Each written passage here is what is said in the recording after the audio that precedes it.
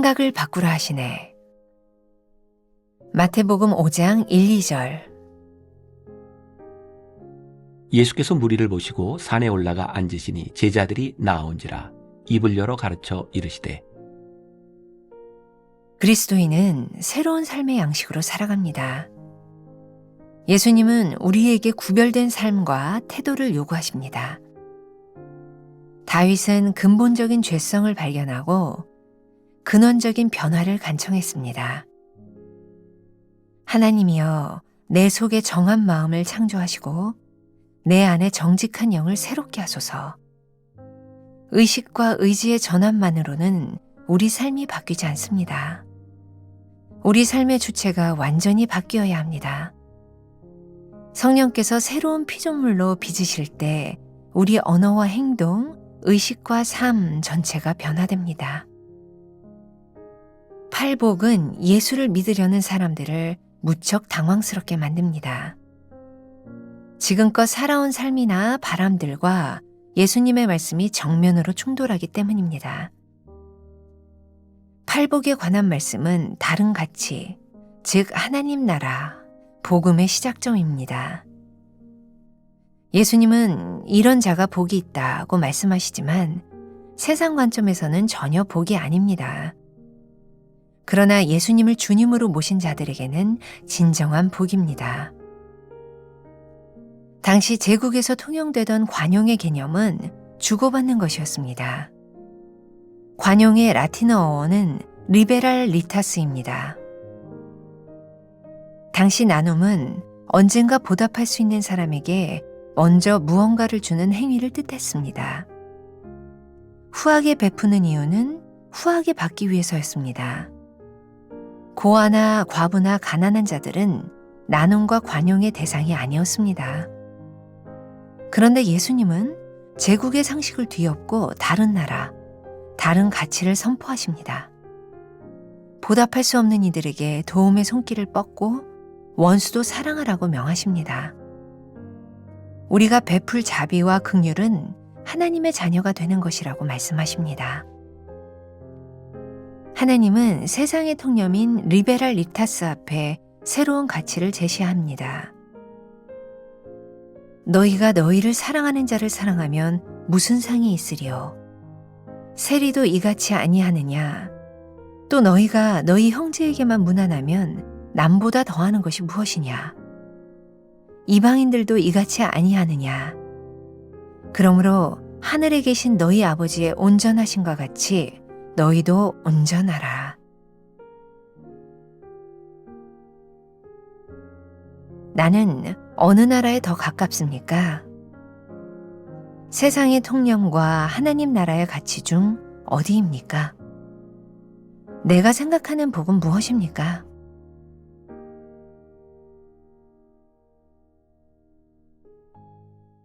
오늘은 3월 11일입니다. 생각을 바꾸라 하시네.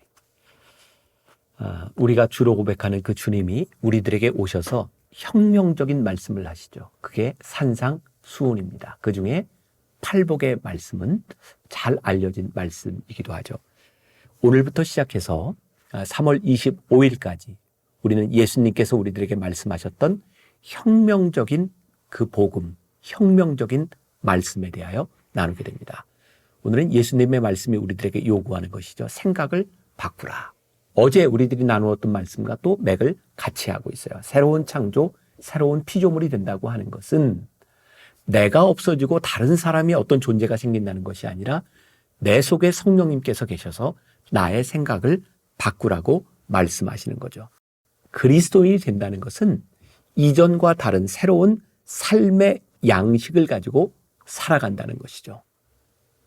며칠 전 어떤 목사님들과 함께 이렇게 식사하는 자리를 갖게 되었어요. 그때 자연스럽게 이스라엘에 대한 이야기를 나누게 되었고, 지금 이스라엘이 가장 잘하는 것 중에 하나가 소위 말하는 IT 창업입니다. 물론 창업하는 젊은이들이 다 성공하는 건 아니지만 그 중에 한 10% 정도 성공을 하는데, 사실 이 신생 기업들이 10% 정도 성공하는 건 굉장한 일이라고 합니다. 그런데 이스라엘 창업에 있어서 어떤 창업 정신이 첫 번째냐면 이타적 사고를 가지고 창업을 하게 된다는 거예요. 그게 뭐냐면 내가 이 일을 했을 때 누구에게 어떤 도움이 되는가. 남에게 도움되는 일로 시작했는데 이게 엄청난 일로 발전하게 된다는 것이죠. 막 우리들의 사고를 가지고 보면 처음 사업을 시작하는 사람이 이걸 해서 어떻게 돈을 벌을까? 내가 어떻게 부자가 되고 성공을 할까? 라는 생각이 오를 것 같은데 진짜 성공적으로 만드는 사업이 이타적 사고. 내가 이 일을 통하여 어떤 사람에게 도움이 될까? 그 생각에서부터 놀라운 사업으로 발전해 나간다는 이야기를 들었어요. 저는 굉장히 충격적이어서 그렇구나. 다른 생각을 바꾸는 것은 가히 우리들에게 혁명적인 일이구나. 근데 예수님께서 오늘부터 우리들에게 생각을 바꾸라는 이야기를 하고 계신 거예요. 자, 제가 오늘 묵상을 준비하다 보았던 이야기인데 이동원 목사님이 오래전에 쓰셨던 책입니다. 이렇게 복되어라. 거기에 나오는 글을 제가 좀 읽어드리겠습니다. 앞을 못 보는 맹인 한 분이 매일 황혼 무렵이 되면 늘 등을 가지고 마을의 거리로 나섰다고 합니다. 사람들이 당신은 앞을 보지 못하는데 왜 등을 가지고 나가십니까? 하면 그는 이런 대답을 합니다. 나를 위해서가 아니고 동네 사람들이 이 빛을 보면 도움이 되지 않겠습니까? 그동안 우리는 복된 사람이 어떤 사람인가를 살펴봤습니다. 복된 사람의 인격을 생각해 보았습니다. 그러나 예수님은 거기서 멈추지 않고 이 복된 사람이 미칠 수 있는 영향, 즉 그들의 기능에 대하여 계속 가르치십니다. 너희는 세상의 소금이니 너희는 세상의 빛이라. 원문에서 강조되는 단어 너희입니다. 이 세상에서 그들이 빛과 소금이 되지 못한다면 어떻게 되겠는가 하는 말씀입니다. 그들이 있으므로 세상이 경험할 수 있는 축복, 즉 그리스도인의 축복된 존재로서의 역할에 대한 증언이라고 할 수 있습니다. 이제 예수님은 그리스도인들에 대한 기능적 정의, 즉 그리스도인들은 누구여야 하는가를 계속 가르치고 계십니다. 누구여야 되는가? 복된 존재가 되어라. 너의 삶을 통하여 누군가에게 복을 끼치는 존재가 되어라. 저는 목회를 하면서 가장 좋아하는 말 가운데 하나가 복의 근원이라는 말이에요. 복의 근원이 된다. 이게 참 큰 축복이다. 내가 복 받는 게 아니라 내가 복의 근원이 되어서 누군가에게 복을 흘러 넘치게 하는 인생이야말로 참 복된 인생이다. 그러니까 생각을 바꾸라고 말씀하시는 거예요. 내가 복 받으려고 살아가는 사람이 아니라 내가 누군가에게 복이 되는 인생을 살아가는 것. 그게 성경이 우리들에게 말씀하고 있는 그리스도인으로서 살아가는 삶의 방식이죠. 그래서 예수님께서는 가히 혁명적으로 팔복 말씀을 통해 우리들에게 말씀하시는 게 있어요. 팔복. 이것이 복이다. 근데 이 복이 세상이 생각하는 복하고 달라요. 처음 이 복에 대한 이야기를 들으면 무척 당황스러워요. 이게 진짜 복일까? 근데 우리들이 그리스도인으로서 예수님을 주로 고백하고 살아갈 때 말씀하시는 이 팔복이 진짜 복이구나 라고 인정하게 될 때 우리는 그리스도인으로서의 삶을 살아가게 되는 거죠. 자, 이 팔복의 근원이 뭘까요? 바로 하나님의 나라를 띄워놓고는 이 복을 이해할 수 없어요. 그러니까 예수님께서 말씀하시는 이 복은 이 땅에서 이야기하는 복이 아니라 하늘나라의 백성으로 살아가는 사람들에게 이것이 복이다. 만약 우리들이 세상적인 관점으로 본다면 이 팔복 말씀은 우리들에게 전혀 복으로 느껴지지 않을지 몰라요. 그런데 하늘나라의 관점에서 볼 때 이것이 복입니다 라고 고백할 수 있을 때 우리는 비로소 그리스도인이라고 말할 수 있는 거죠. 자, 오늘 여러분들 묵상집 세 번째 패러그랩, 오늘은 이거 하나만 이해해도 좋을 것 같아요. 당시 제국에서 통용되던 관용의 개념은 주고받는 것이었습니다. 굉장히 흥미롭습니다.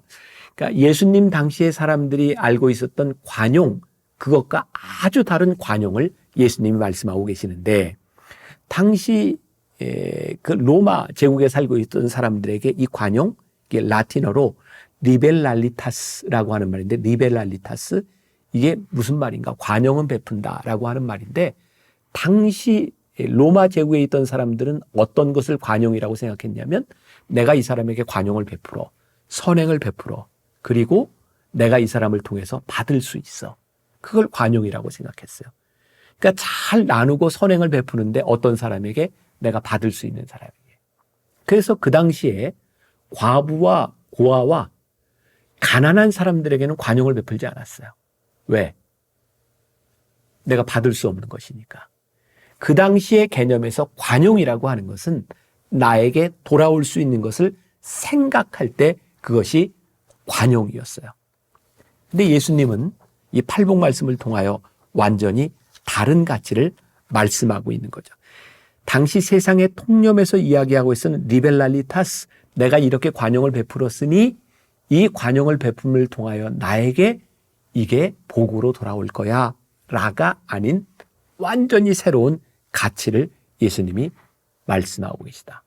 그러니까 오늘 그 예수님의 가치에서, 하늘나라의 가치에서 마태복음 5장 46절부터 48절까지의 말씀이 이해가 되는 거예요. 너희가 너희를 사랑하는 자를 사랑하면 무슨 상이 있으리요?